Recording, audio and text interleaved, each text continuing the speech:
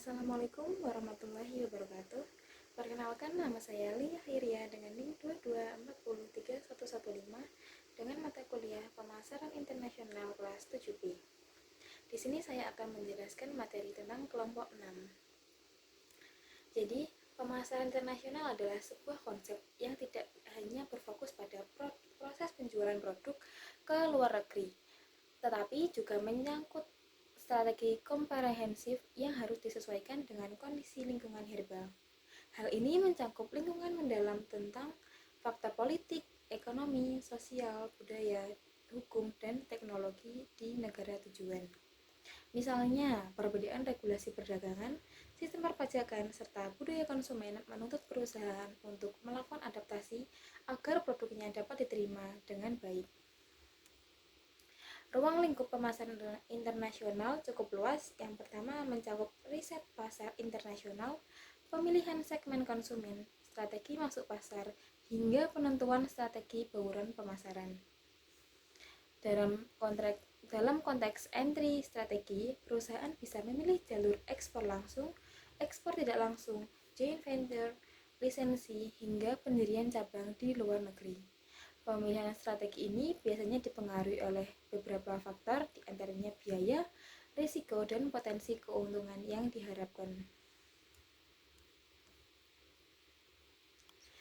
Yang kedua ada konsep pemasaran internasional. Yang pertama, riset pemasaran. Perdagangan internasional menjadi metode krusial dalam mengatasi ketidakmerataan distribusi barang atau jasa guna memenuhi kebutuhan di setiap negara. Oleh karena itu, penting untuk mempelajari nilai daya saing produk bertujuan untuk memastikan keberlangsungan pasokan sumber daya dan menjaga keberlanjutan lingkungan perdagangan. Oleh karena itu, bisnis dalam negeri yang siap menghadapi ekspansi ke negara asing dapat memanfaatkan hal ini, yaitu kemajuan teknologi yang cepat, luas, dan mempermudah transaksi bisnis lintas batas. Yang kedua ada penyesuaian produk dan jasa. Produk merupakan bagian penting dalam program pemasaran suatu perusahaan. Tantangan pemasaran global meningkatkan strategi produk dengan merek di seluruh dunia. Produk menjadi simbol fungsi yang tidak mampu mempunyai wujud dan memberikan manfaat bagi penggunanya. Merek adalah kumpulan gambaran dan pengalaman yang kontras di benak pelanggan. Ketika perusahaan memasuki pasar global, mereka menghadapi tantangannya sendiri, yaitu pengembangan kebijakan dan strategi untuk produk yang memenuhi permintaan pasar, pesaing, dan sumber daya organisasi di seluruh dunia. Penyeimbangan produk harus melibatkan penyesuaian produk dengan preferensi pasar lokal dan memusatkan sumber daya pada organisasi yang memiliki sejumlah kecil produk non-komersial. Yang ketiga ada strategi penetapan harga. Ada beberapa strategi yang bisa diterapkan perusahaan dalam penentuan harga, diantaranya strategi penentuan harga produk baru dan strategi penentuan harga berdasarkan persepsi pelanggan mengenai nilai. Yang keempat ada strategi memasuki pasar. Tujuan perusahaan berkaitan dengan 3 aspek berikut ini. Yang pertama, volume bisnis internasional yang diharapkan. Yang kedua, lingkup geografis. Yang ketiga, jangka waktu keterlibatan perusahaan dalam pemasaran global. Untuk poin kedua yaitu ukuran volume penjualan dan aset perusahaan. Yang ketiga, lini produk dan sifat produk yang dihasilkan perusahaan. Yang keempat, persaingan dalam pasar luar negeri. Untuk poin yang kelima yaitu strategi pemasaran internasional. Inovasi produk dapat diuraikan menjadi 3 dimensi utama. Yang pertama, perluasan produk. Yang kedua, peniruan produk. Dan yang ketiga, produk baru.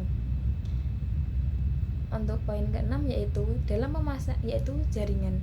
Dalam pemasaran bisnis internasional dapat menggunakan berbagai strategi pemasaran seperti pemasaran digital, pemasaran media sosial, dan pemasaran melalui jaringan bisnis, dan juga dapat memanfaatkan platform e-commerce untuk memasuki produk dan jasa mereka ke pasar global.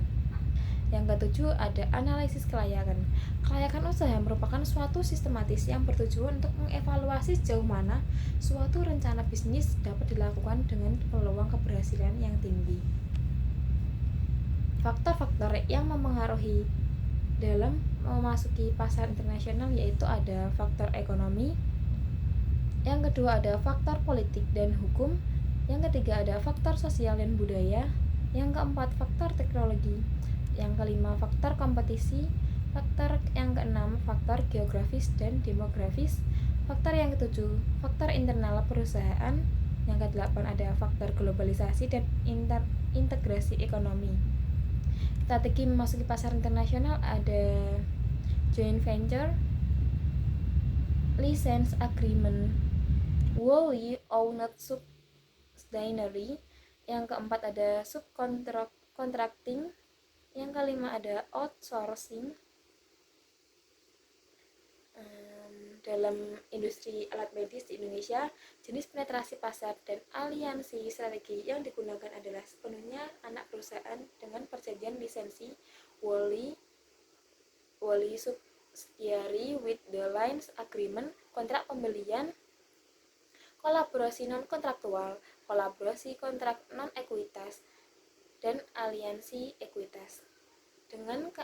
Karena dengan menggunakan perjanjian lisensi akan memungkinkan perusahaan multinasional untuk mengelola strategi pemasaran dan layanan purna jual dengan memfokuskan kegiatan penjualan di rumah sakit pendidikan seperti pelanggan strategis. Sekian presentasi dari saya. Wassalamualaikum warahmatullahi wabarakatuh.